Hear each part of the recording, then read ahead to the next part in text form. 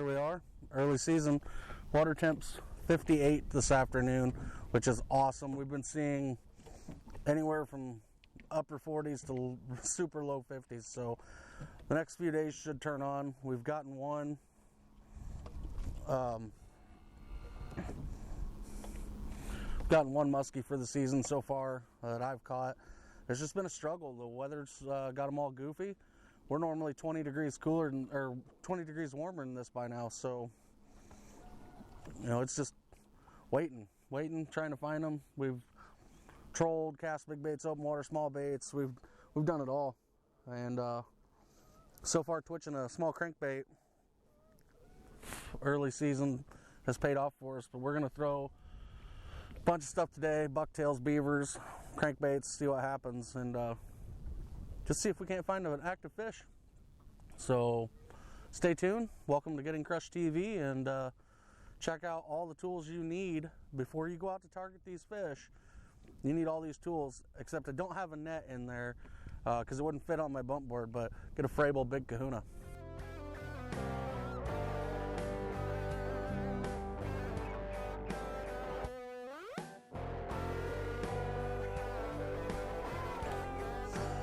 One thing to think about anytime you're drifting is pay attention to your electronics. This is where good electronics comes into play.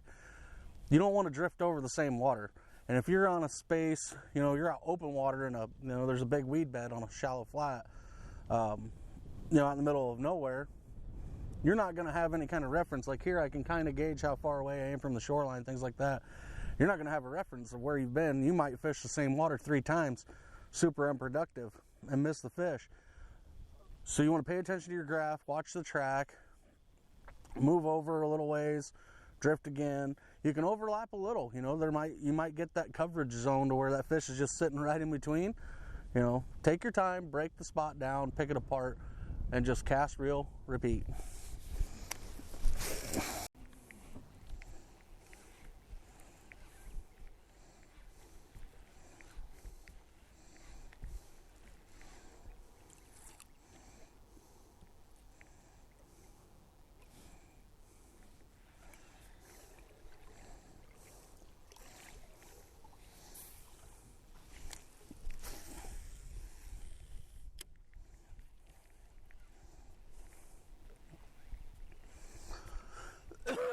What you want early season is consistent weather.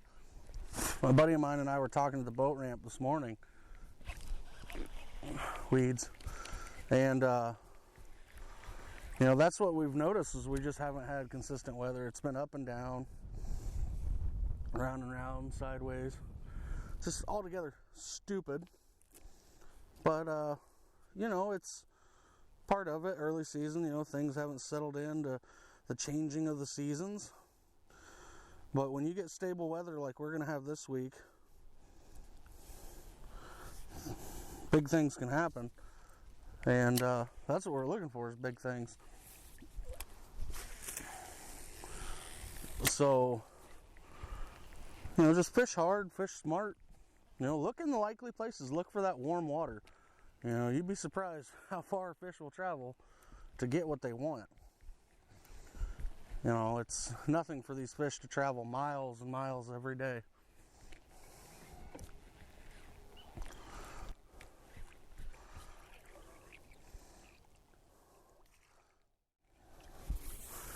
Pay attention on your figure eights. What I like to do early season especially, and really, I find myself doing it a lot.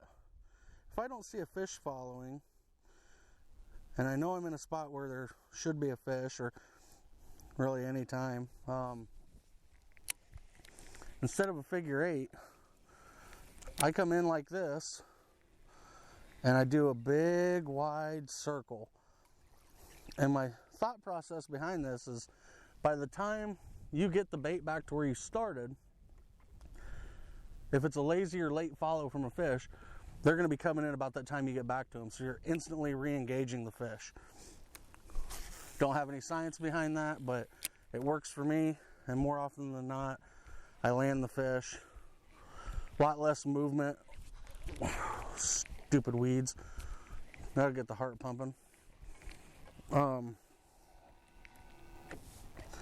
But that's my thing.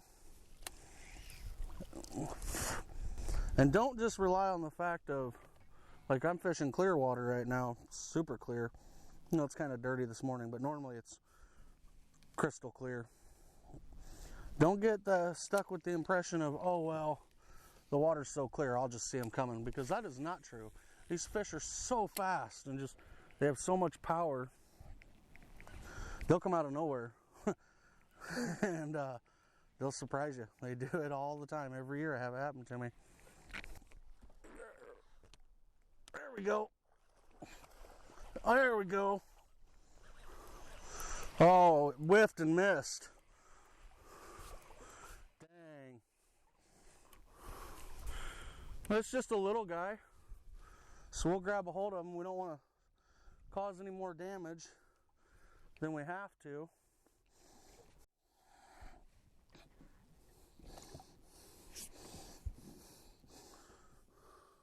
Gave it a little, just a little 30-inch male. Gave it a whiff and missed and ended up in the back. So we'll get him straightened up. Woo! There he goes.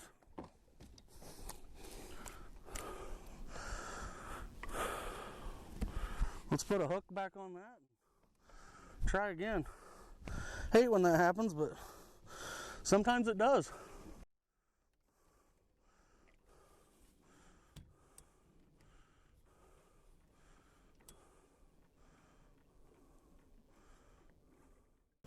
That's part of it. Well, as you've seen, we just boated that one fish. Unfortunately, it was snagged. You know, that happens a lot in musky fishing. The fish just, when they open their mouth, if you look at a still image I'll put up here real quick, they blind themselves. So they open their mouths and it covers their eyes and they can't see. So they're relying partially on their lateral line at that point. And it happens. There's nothing you can do about it. There's no shame in it. I mean, I'm not going to count it as a you know, oh man, we caught this fish. No, it is what it is.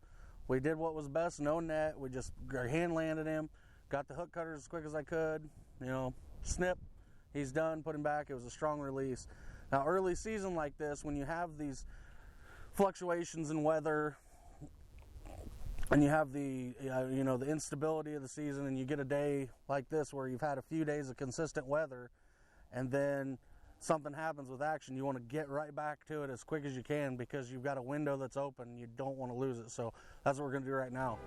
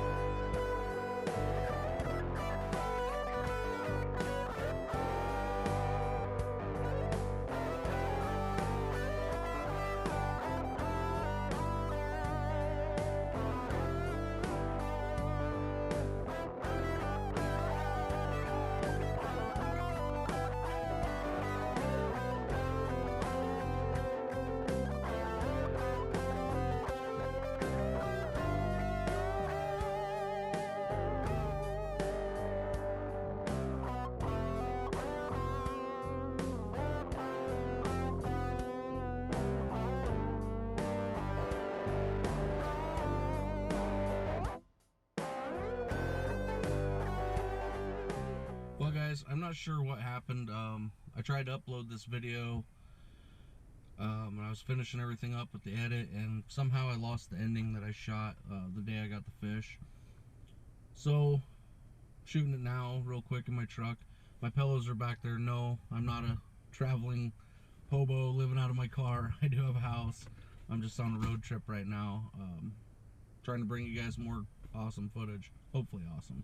You know, it is what it is with that fish. You know, I'm not sure if the fish swung and missed and ended up getting pinned in the back, or if it was just a you know, standpoint of the fish was just kind of suspended there in the weed bed, and you know, I was coming through and just snagged it.